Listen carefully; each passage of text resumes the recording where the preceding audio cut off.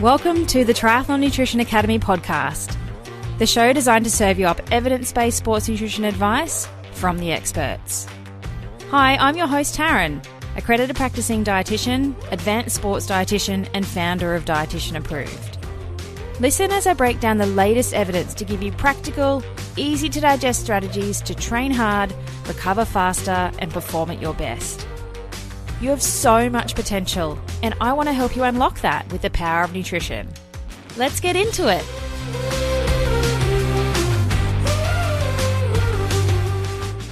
Hello, and welcome to this episode of the podcast.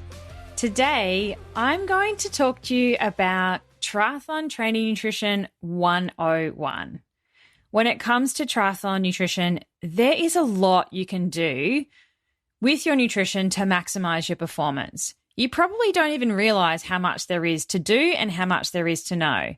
But my goal with this podcast is to get you to start thinking more about what you're putting into your mouth, because nutrition really is the fourth leg. Once you've figured out the basics, how to unclip, how to swim without drowning, and how to put one foot in front of the other when it comes to running, get a bit of fitness, after you've done those basics, then nutrition really is the next thing that you need to turn your attention to before you drop $20,000 on a new bike, because your body is what's going to get you to the finish line faster. It is what's going to make or break your event. Because success from triathlon in a non-draft legal format comes from being minimally affected by the swim and the ride. It's about getting to the run in the best possible shape that you can so that you can continuously run without stopping or bonking or hitting the wall or vomiting your guts up, and trying to keep a nice even pace on the run. You will have a faster race if you can do that compared to having to stop all the time for some sort of nutrition mistake that you've made earlier on. So today I want to walk you through a big picture look at Triathlon Training Nutrition 101, the things that are most important. And after you've listened to this episode, I want you to go and take our quiz, the Triathlon Nutrition Calculator quiz. It's 50 steps to achieving triathlon nutrition mastery. And I want you to see how well you score and highlight some areas that maybe you need to focus on to do a better job in this space. So head to dietitianapproved.com/triathlon nutrition calculator. Now don't go and do that yet. Do that after you've listened to this episode. So let me run you through some of the foundations of what you need to be doing if you want longevity in the sport. Now, I believe that you get the best bang for your buck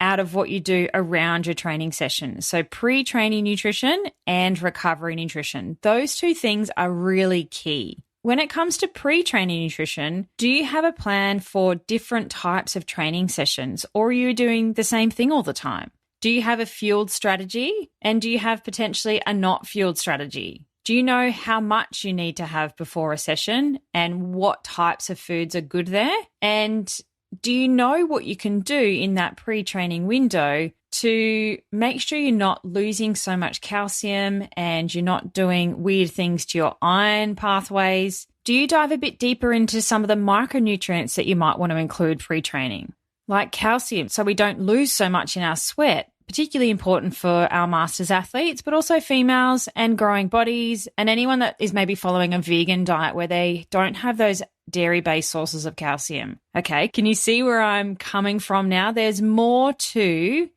your nutrition than you probably even realize.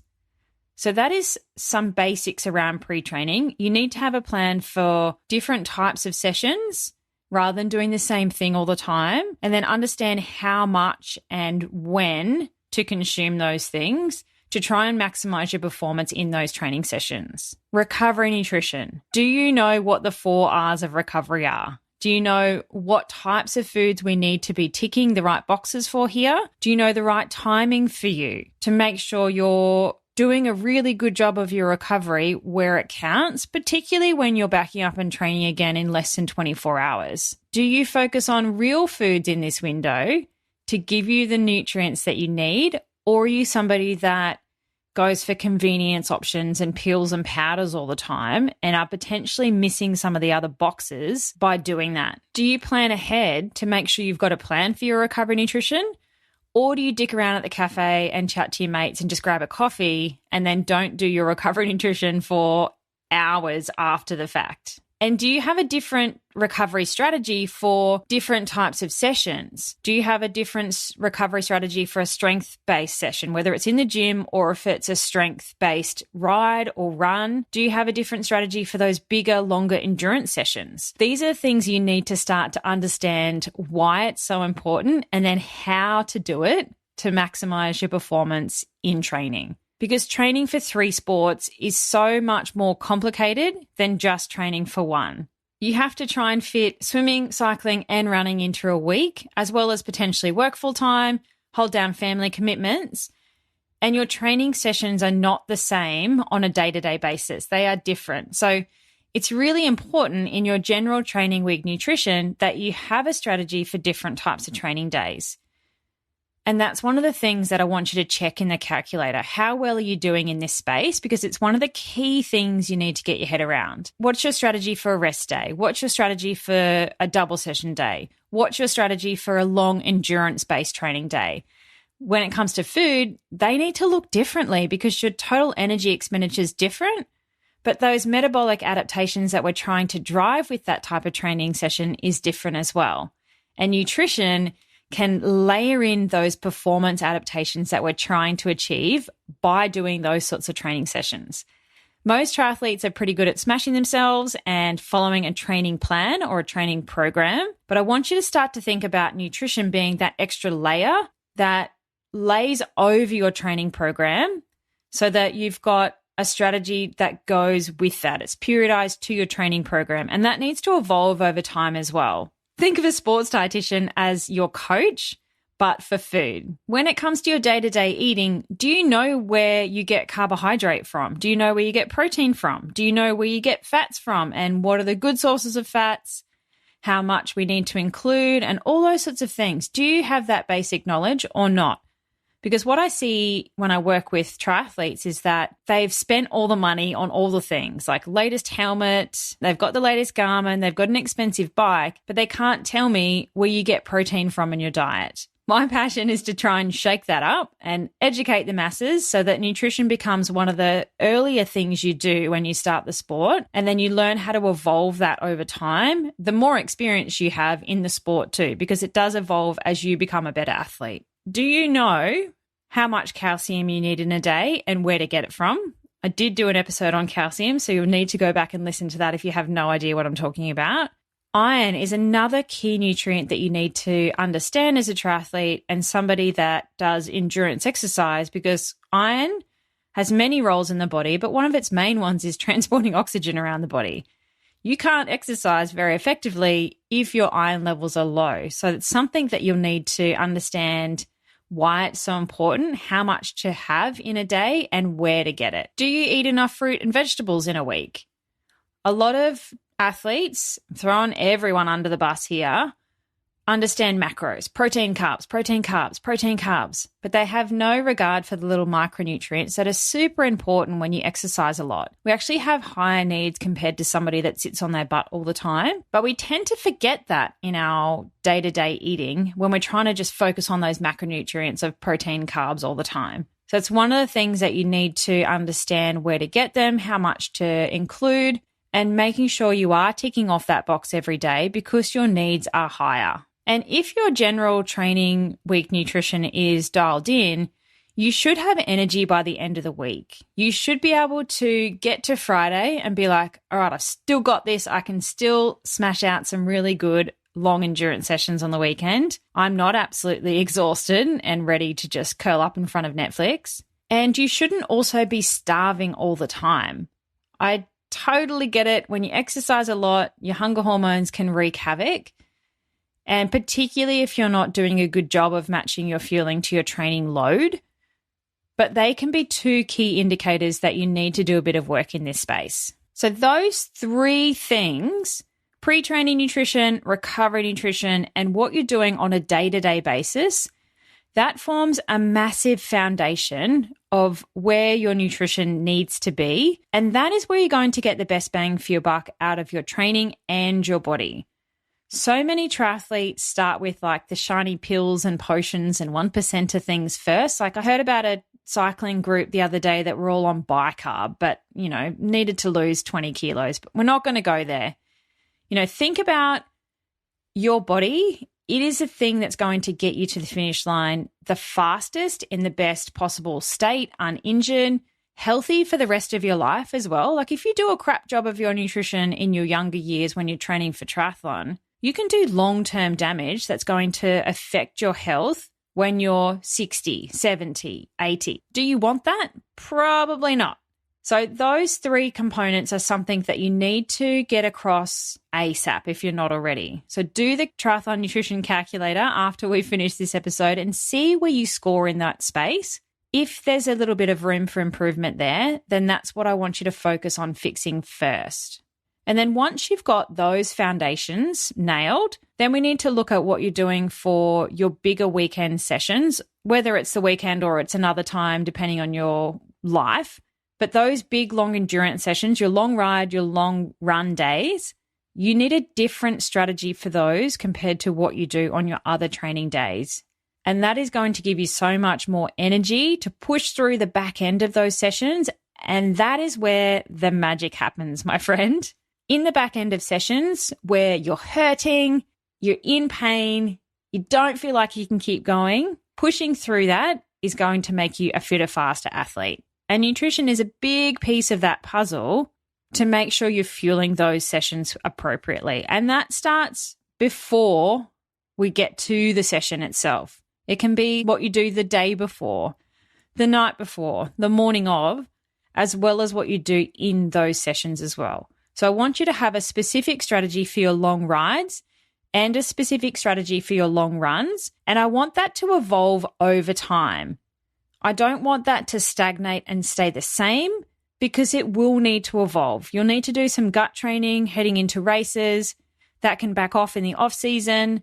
You will get better at fueling the longer you do it for. But it's just like you train your muscles to exercise. You have to train your gut to take nutrition on board while you're training as well. Do you test out your race strategies in training? And early. So many triathletes do this way too late. They're just mucking around, still practicing different products or changing products in like the weeks before an event. Or I've also seen people completely wing it on race day and have no plan and just use whatever they feel like. Also not good. There is actually a good paper around athletes that went into a race with a plan versus those that didn't. And of course, the people that had a plan performed better. So I want you to use those longer sessions to practice race nutrition, but keep in mind that they're probably way more aerobic or lower intensity compared to what race day will be. So that's something you'll need to talk to your coach about around doing some race simulation type stuff. But your nutrition for those sessions, the big weekend or the longer endurance stuff, needs to have a plan. Okay, this is the foundations of triathlon nutrition. You need to know what you're doing on those days, and you need to not be doing the same compared to a single session day or even to a double session day, but more intense or shorter. Very different metabolic adaptations from those long enduro sessions compared to the shorter, sharper, faster ones. We also need to understand our personal hydration needs, and they are very individual. Your sweat rate, and if you're doing long course stuff like Ironman, then you'll need to have an understanding of sodium losses as well. But do you know what happens to your sweat rate in the winter, in the summer, in the off season, the on season, after heat acclimation? Do you know how much to drink when you're training? Do you know how much to drink when you're racing?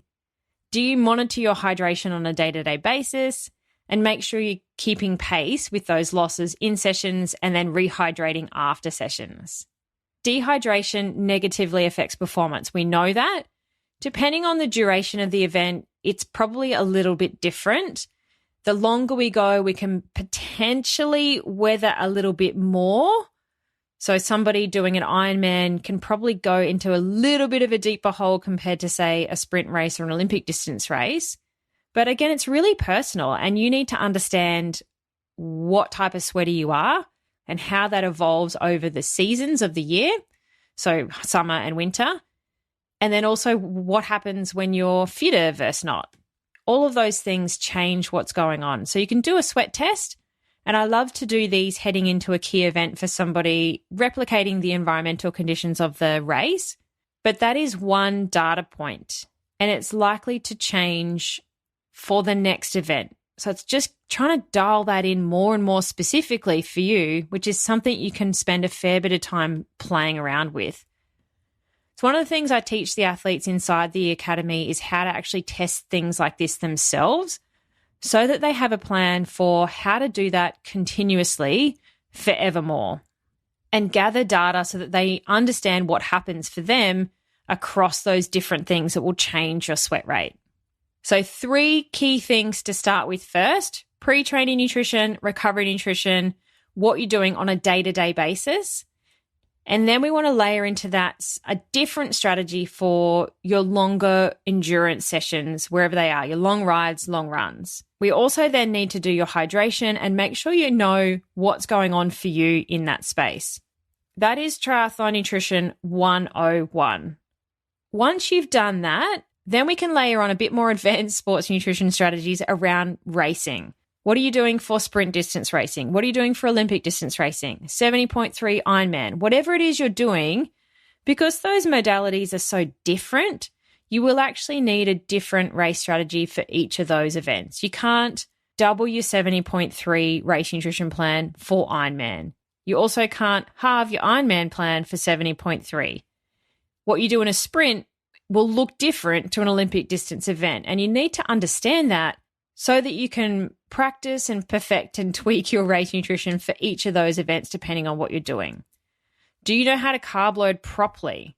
It is not just eating a bowl of spag bol the night before your event.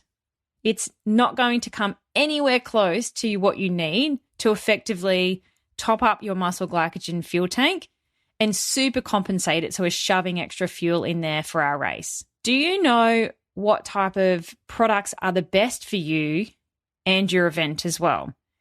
We can get away with it making a few mistakes in the shorter distance stuff, sprint and Olympic. 70.3 as well, you can probably, muck around and foul forwards a little bit. When it comes to Ironman though, there is no room for error. It is an expensive way to test and trial stuff in an event. Like, think about how expensive Ironman is, and particularly these days. It's like they're trying to recoup all the costs that they lost over COVID. Kona this year is costing so much more than it ever has, but that would be a very expensive way to go and wing it with whatever's happening on race day. I think that your products for each of those distances of events probably needs to differ. What you do for a sprint and Olympic distance, those sorts of sports nutrition products will need to look different when you step up to longer course racing. Are your products that you use safe? Have they been third-party batch tested by another company to make sure they don't contain wider prohibited substances?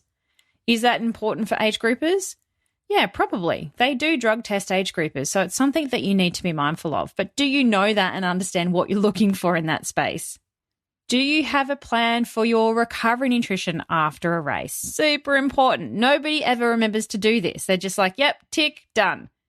Muck around at the finish line, take some photos for the gram, wait hours for a burger and chips at the cafe. Recovery nutrition is something that you need to focus on after a race, just as importantly as you do in your training week. Do you know how to rehydrate after a race as well?